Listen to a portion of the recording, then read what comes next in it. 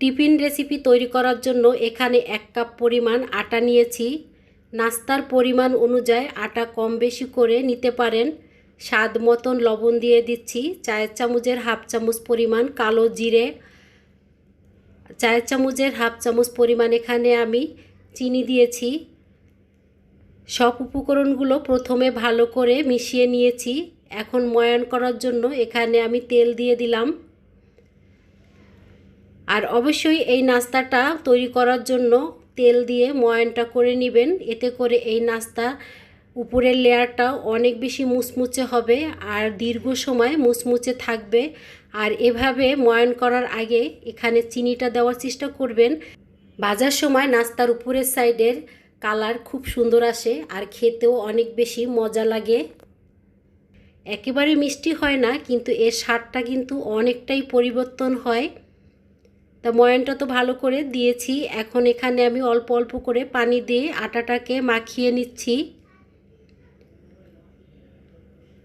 পানির পরিমাণ একেবারে বেশি করে দেওয়া যাবে না, কারণ এই ডোটা একটু টাইট করে তৈরি করতে হবে। আর টাইট করে তৈরি করলে এই নাস্তার উপরের লেয়ারটা কিন্তু অনেকটাই মুচমুচে হবে। এখন আমি রেস্টে রেখে দিব প্রায় 5 থেকে 7 মিনিটের মতন। যতক্ষণ পর্যন্ত এই নাস্তার জন্য পুর রান্না করব ততক্ষণ পর্যন্তই রেস্টে রেখে দিব। কড়াইতে আমি পরিমাণ মতন সাদা তেল দিয়েছি। প্রথমে এখানে আমি 3টা শুকনো মরিচ দিয়েছি আর তেলের সাথে ভেজে নিব। আর এই পুর তৈরি করার জন্য অবশ্যই একটু শুকনো মরিচটা যদি তেলে ভেজে তারপরে এই শুকনো মরিচটা ব্যবহার করা হয়, খেতে কিন্তু দারুণ লাগে। আর এই শুকনো মরিচের ফ্লেভারটা কিন্তু খুব সুন্দর আসে। ওই তেলেই আমি দিয়ে দিচ্ছি 5 ফোড়ন পরিমাণ মতন দিয়েছি। এখন আমি দিয়ে দিচ্ছি এখানে পেঁয়াজ কুচি। পেঁয়াজটাকে আমি হালকা বাদামি করে ভেজে নিব। যে সকল ভাই বোনেরা ভিডিওটা দেখছেন, আজকের রেসিপিটি যদি আপনাদের কাছে ভালো লাগে ভাই বোনেরা একটা লাইক দিয়ে দিবেন।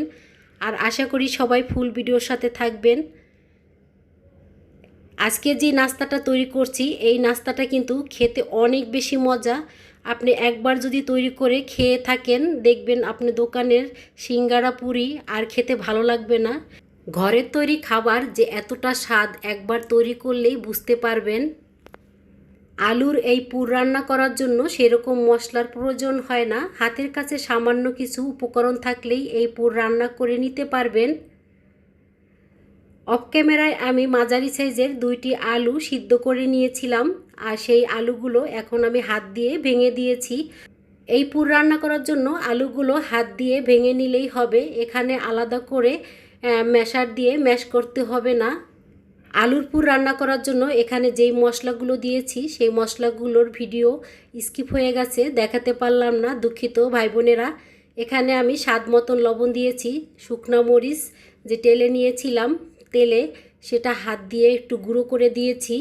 আর দিয়েছি এখানে সামান্য পরিমাণ ধইনা জিরার গুঁড়ো আর সামান্য একটু কালারের জন্য হলুদের গুঁড়ো দিয়েছি। আপনাদের হাতের কাছে যদি ধনেপাতা থাকে সেক্ষেত্রে এখানে ধইনা জিরার গুঁড়োর পরিবর্তে ধনেপাতাটা দিয়ে দিতে পারেন, খুব সুন্দর একটা ফ্লেভার আসবে। পুর রান্না করা হয়ে গেছে, এক সাইড করে রেখে দিব ঠান্ডা হওয়ার জন্য।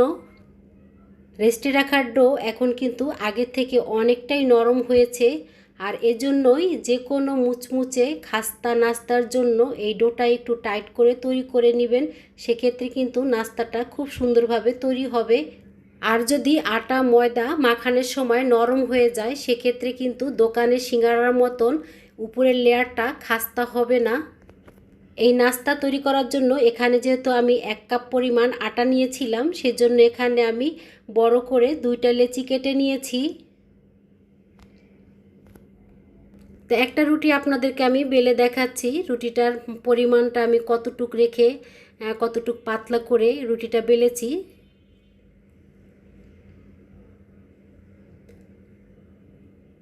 ভিডিওর এই পর্যায়ে যে সকল ভাই বোনেরা ধৈর্য সহকারে ভিডিওটা দেখছেন তাদেরকে অনেক অনেক ধন্যবাদ জানাচ্ছি। ভাই বোনেরা আশা করি ফুল ভিডিওর সাথে থাকবেন। আর এই নাস্তাটি যদি তৈরি করে খেয়ে না থাকেন আমি বলবো একদিন তৈরি করে খেয়ে দেখবেন, সত্যি অনেক মজা। আলু দিয়ে যে এত মজার নাস্তা তৈরি করা যায়, না তৈরি করলে বুঝতেই পারবেন না। আর ঘরের খাবারের টেস্ট তো এর কোনো জবাব নাই, অসাধারণ এক কথায়। এই নাস্তা তৈরি করার জন্য এখানে আমি 2টা রুটি বেলেছি। আর এই 2টা রুটি দিয়ে প্রথমে আমি 4 পিস নাস্তা বের করব।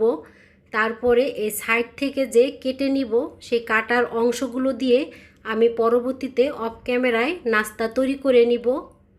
তাই প্রথমে আমি রুটিটা উপরের সাইডে দিয়ে দিয়েছি, আর এখন আমি হাত দিয়ে সর্ব সাইডে এভাবে লাগিয়ে নিচ্ছি। এই কাজটা আপনারা চাইলে সামান্য পরিমাণ পানি দিয়েও লাগিয়ে নিতে পারেন, এতে করে কিন্তু মুখটা খুব সুন্দরভাবে লেগে যাবে। আমার মতন এভাবে হাত দিয়ে একদম ঠেসে ঠেসে দিতে হবে না। এখন আমি পিৎজা কাটার দিয়ে এভাবে সাইড থেকে কেটে নিচ্ছি।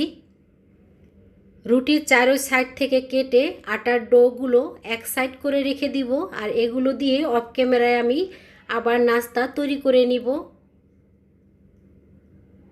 তো এখানে আমি এইভাবে 4টা ভাগ করে নিলাম। এখন আমি এই সাইড থেকে যে বাকি যে অংশগুলো একটু বাড়তি আছে, সেগুলো থেকে আবার আমি অফ ক্যামেরায় সাইড থেকে কেটে এই নাস্তাটা একটু ছোট করে নিয়েছি। সেটা আর দেখানো হয় নাই, সেজন্য বলে দিলাম। আর ভাজার জন্য পর্যাপ্ত পরিমাণ সাদা তেল দিয়েছি। আর তেলটা যখন হালকা গরম হয়েছে, নাস্তাগুলো ভাজার জন্য আমি তেলে ছেড়ে দিয়েছি। আর তেলটা তো দেখেই বুঝতে পারছেন কেমন গরম। আর এভাবে হালকা গরমে এই তেলে নাস্তাটা ছেড়ে দিতে হবে, কারণ দোকানের কিন্তু সিঙ্গারাগুলো এভাবে কম তেলটা যখন গরম থাকে তখনই কিন্তু ওরা ভেজে নেয়। আর এতে করে কিন্তু সিঙ্গারার উপরে যে লেয়ারটা আছে অনেকটাই মুচমুচে হয়, খেতে কিন্তু ভীষণ ভালো লাগে। সেম সেইভাবেই কিন্তু এই নাস্তাগুলো ভেজে নিতে হবে। আর উপরে কিন্তু খুব সুন্দর একটা কালার আসবে, তখনই এই নাস্তাগুলো তেলের থেকে তুলে নিতে হবে। আর খেতে যে এতটা মজা, না তৈরি করে খেলে বুঝতেই পারবেন না এর স্বাদ। একবার খেলে আমি বলবো বারবার তৈরি করতে যাবেন। ভাজা হয়ে গেছে, তেলের থেকে তুলে নিচ্ছি। আর এভাবে আমি বাকি নাস্তাগুলো অফ ক্যামেরায় ভেজে নিয়েছি।